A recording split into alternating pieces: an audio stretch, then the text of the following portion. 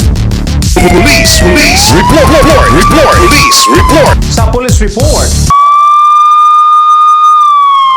Ang police report hatod kaninyo ni Board Member Nemesio Imi Lahi-Lahi, Board Member, 2nd District, Misamis Occidental, Chairman sa Committee on Peace and Order sa Sangguniang Panlalawigan.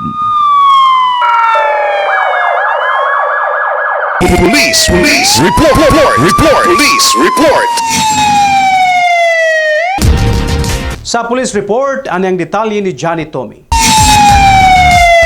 Tugyan sa kapulisan sa Dakbayan sa Usamis ang usa ka individual human positibong napalitan sa gitoang Shabu sa gihimong drug bypass operation sa mga operatiban sa Usamis City PNP Pebrero 6 sa Puro 4B Karangan Highway New Road. Ang subject sa operasyon si alias Barbar, usa ka empleyado sa gobyerno, 57 anyos, minyo og residente sa Purok Green Valley, Tinago, Usamis City. Sa pag-body search sa suspect, nakumpiskar usab nini ang lain pang mga sachet sa gitong shabu, gagmay og dagko, uban sa 500 pesos nga bypass money. Ana sa kustodiyan sa Usamis City Police Station ang maong suspect og pasakaan na kini og kaso sa paglapas sa Republic Act 9165. Sa samang adlaw, Pebrero 6 sa gabi, lain na usab nga bypass operation ang giinggansa sa Usamis PNP uban sa pag-abag sa 2nd PMFC. Ang transaksyon nahitabo sa Purok Rizal, Barangay Bacolod, Usamis City.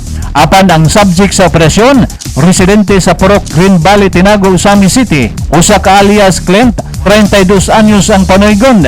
Napalitan ang mong suspect og usa ka sasi sa gitoang shabu og sa pag-body search nini, lain pang mga sasi sa gitoang shabu ang nakumpiskar uban ang 500 pesos nga bypass money. Ana sa kustodiya sa Usamis PNP ang maong 32 anyos nga suspect og kasong paglapas sa Republic Act 9165 ang atubangon dini. Alang sa police report, Johnny Tommy reporting. Ang police report hatod kaninyo ni Board Member Nemesio Imi Lahi-Lahi, Board Member, 2nd District, Misamis Occidental, Chairman sa Committee on Peace and Order sa Sangguniang Panlalawigan. 1 TV Patrol.